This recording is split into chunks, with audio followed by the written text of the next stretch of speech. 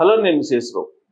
జగన్మోహన్ రెడ్డి గారికి ప్రతిపక్ష హోదా ఇవ్వాలా వద్దా అనే దాని మీద పెద్ద ఎత్తున తొలి రోజుల్లో చర్చ జరిగింది.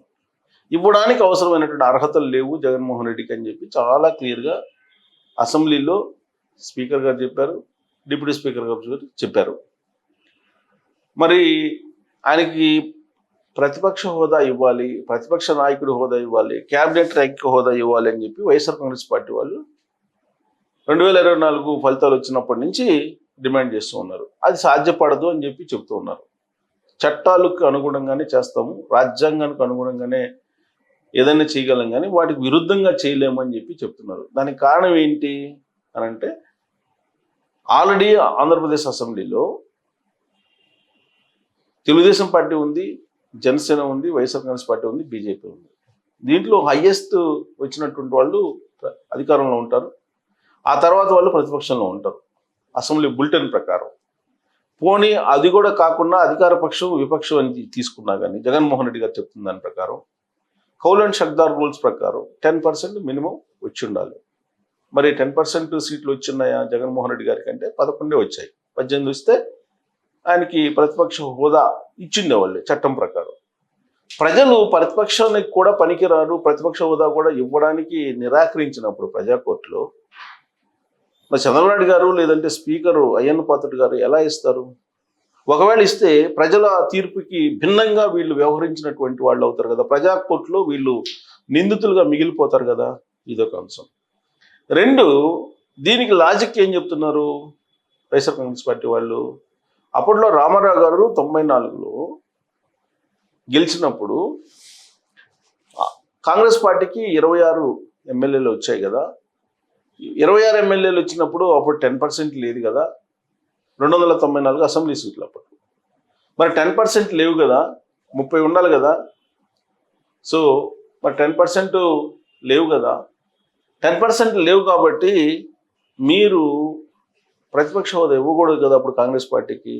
మరి 26 మంది ఎమ్మెల్యేలు ఉన్నప్పటికీ కూడా అప్పుడు పి జనార్దన్ రెడ్డి గారికి మీరు ప్రతిపక్ష హోదా ఇచ్చారు కదా, అలాంటప్పుడు ఇప్పుడు ఎందుకు ఇవ్వరు అనేటువంటి లాజిక్ తీస్తూ ఉన్నారు. అప్పుడు మీరు చూస్తే కనుక మూడో పార్టీ లేదు, కాంగ్రెస్ పార్టీ కన్నా ఎక్కువ వచ్చినటువంటిది ఎమ్మెల్యేలు కలిగినటువంటి పార్టీ లేదు. తెలుగుదేశం పార్టీ, ఆ తర్వాత హైయెస్ట్ వచ్చింది కాంగ్రెస్ పార్టీకే. సో దానికి ఇచ్చారు, అది కూడా విశిష్టాధికారాలు స్పీకర్ ఉపయోగించి. ఆ యాంగిల్లో ఇద్దాం అనుకున్నా కానీ సెకండ్ హైయెస్ట్ పార్టీ జనసేన ఉంది కదా ఇప్పుడు విడిపోయినటువంటి ఆంధ్రప్రదేశ్లో. అలాంటప్పుడు ఎలా ఇస్తారు? ఇచ్చేటువంటి అవకాశం ఉండదు కదా. ఆ యాంగిల్లో ఒకవేళ జగన్మోహన్ రెడ్డి గారు చెప్తున్నటువంటి యాంగిల్ ప్రకారం ఇదంతా కూడా మీకు చట్ట ప్రకారం రాజ్యాంగం ప్రకారం ఉన్నటువంటి సాంకేతికపరమైనటువంటి అంశాలు అయితే, దీంట్లో వైఎస్ఆర్ కాంగ్రెస్ పార్టీ వాళ్ళతో పాటు సుబ్రహ్మణ్య స్వామి గారు ఎంటర్ అయ్యారు. ఎవరి సుబ్రహ్మణ్య స్వామి గారు అని అంటే, జయలలిత ఆస్తుల మీద కేసులు వేసి పోరాడినటువంటి ఒక పొలిటీషియన్, సీనియర్ పొలిటీషియన్, ప్రస్తుతం బీజేపీకి దగ్గరగా ఉన్నారు. ఆయన ఇప్పుడు వైఎస్ఆర్ కాంగ్రెస్ పార్టీకి దగ్గరగా ఉంటున్నాడు. వైఎస్ఆర్ కాంగ్రెస్ పార్టీ వాళ్ళ వాయిస్ని ఆయన వినిపిస్తూ ఉన్నారు. ఈ మధ్యకాలంలో ఆయనకి కోర్టులు కూడా చివాట్లు పెట్టి, సుబ్రహ్మణ్య స్వామి గారు చాలామంది ఏమనుకుంటారంటే ఆయన ఏదో న్యాయవాది, ఆయన కోర్టులో వాదిస్తారు, న్యాయవాది అనుకుంటారు. ఆయన న్యాయవాది కాదు. చట్టంలో ఉండేటువంటి లూప్ హోల్స్ ఏవైతే ఉన్నాయో వాటిని బేస్ చేసుకొని ఈయన కేసులు వేస్తూ ఉంటారు.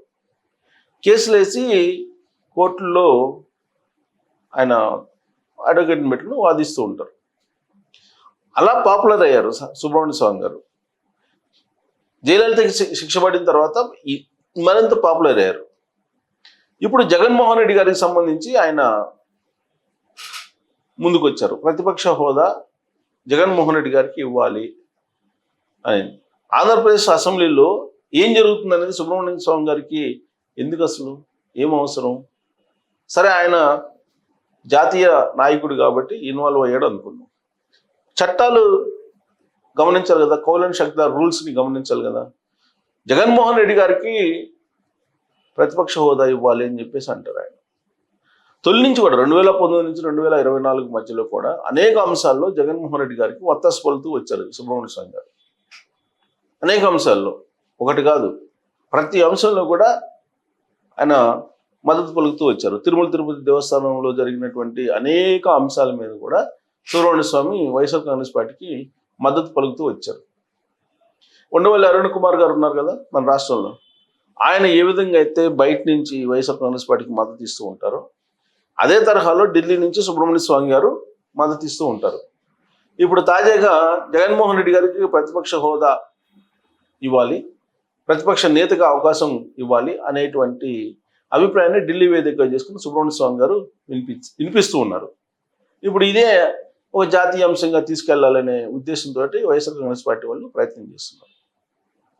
మరి చట్టం రాజ్యాంగం తెలిసినటువంటి సుబ్రహ్మణ్య స్వామి గారు కూడా జగన్మోహన్ రెడ్డి గారికి మద్దతు ఇస్తూ ఆ పార్టీ పాలసీలకు అనుగుణంగా ఆయన మాట్లాడుతున్నారంటే తెర వెనుక ఏ స్థాయిలో వీళ్ళ మధ్య లాబింగ్ జరిగి ఉంటుంది అనేది మనకు ఒక రకంగా అర్థమవుతుంది. ఉండవల్లి అరుణ్ కుమార్ గారు కూడా అంతే. ఆయన కూడా ఎప్పుడైనా క్రిటికల్ పొజిషన్ వచ్చినప్పుడు ప్రెస్ మీట్ పెడతారు. ప్రెస్ మీట్ పెట్టి చంద్రబాబు నాయుడు గారిని, తెలుగుదేశం పార్టీని లేదంటే కూటమిని టార్గెట్ చేస్తూ మాట్లాడుతూ ఉంటారు. తాజాగా ఆయన వైఎస్ఆర్ కాంగ్రెస్ పార్టీలో చేరతారనే ప్రచారం కూడా జరుగుతుంది. ఇలాంటి సూడో మేధావులు అందరూ కలిసి జగన్మోహన్ రెడ్డి గారిని ప్రమోట్ చేస్తున్నారు. ప్రజా కోర్టు అనేమో ప్రతిపక్ష హోదా కూడా ఇవ్వద్దు అని చెప్పేసి తీర్పిస్తే ప్రజలు, ఓటర్లు, దానికి భిన్నంగా మీరు ఆయన ప్రతిపక్ష హోదా ఇచ్చి కూర్చోబెట్టండి అని చెప్పి ఈ పెద్ద మనుషులు చెప్తున్నారు, ఈ సూడో మేధావులు చెప్తున్నారు. మరి రాజ్యాంగాన్ని, చట్టాన్ని కాదని ధిక్కరించి ఒకవేళ ఎన్ పాత్రుడు గారు కనుక ప్రతిపక్ష నేతగా జగన్మోహన్ రెడ్డి గారిని గుర్తిస్తే రాబోయేటువంటి పరిణామాలు ఏంటి? ఖచ్చితంగా తెలుగుదేశం పార్టీ నుంచి కానీ లేదంటే కూటమి పార్టీల నుంచి కానీ వ్యతిరేకత వచ్చేటువంటి అవకాశం ఉంది. క్యాడర్ బేస్డ్ పార్టీలు Janasena, Telugu Desam party in case విశిష్టాధికారాలను ఉపయోగించి అయ్యన్ పాత్రుడు గారు కానీ లేదంటే రఘురామకృష్ణరాజు గారు కానీ ప్రతిపక్ష నేతగా జగన్మోహన్ రెడ్డి గారిని గుర్తించాలి అనుకుంటే మాత్రం డెఫినెట్గా వ్యతిరేకతను చవిచూడాల్సి చూస్తుంది ప్రజా కోర్టులో నుంచి. అందుకే ఆచితూచి అడుగులు వేస్తున్నారు. ఎట్టి పరిస్థితుల్లో కూడా అవకాశం లేదు ప్రతిపక్ష నేతగా గుర్తించడానికి, చట్టం ఒప్పుకోదు, రాజ్యాంగం ఒప్పుకోదు అని చెప్పి చాలా క్లియర్గా చెప్తున్నారు. సుబ్రహ్మణ్య స్వామి గారు ఇన్వాల్వ్ అయినంత మాత్రాన ప్రతిపక్ష నేత హోదా వస్తుందా అంటే రాదు. కానీ జాతీయ స్థాయిలో ఒక వాయిస్ వినిపించడానికి జగన్మోహన్ రెడ్డి గారికి ఒక వెపన్గా పనికొస్తారు సుబ్రహ్మణ్య స్వామి గారు. అందుకే ఆయన్ని ఇప్పుడు రంగంలో దించారు. అయినంత మాత్రాన ఏమవుతుంది? జగన్మోహన్ రెడ్డి గారు ప్రతిపక్ష నేత ఇస్తారా, ఇవ్వరా? అసలు ఏంటి సుబ్రహ్మణ్య స్వామి గారు రంగంలో దిగడం వెనక కారణం ఏంటి అనే దాని మీద మీరు కామెంట్ చేయొచ్చు. Thank you.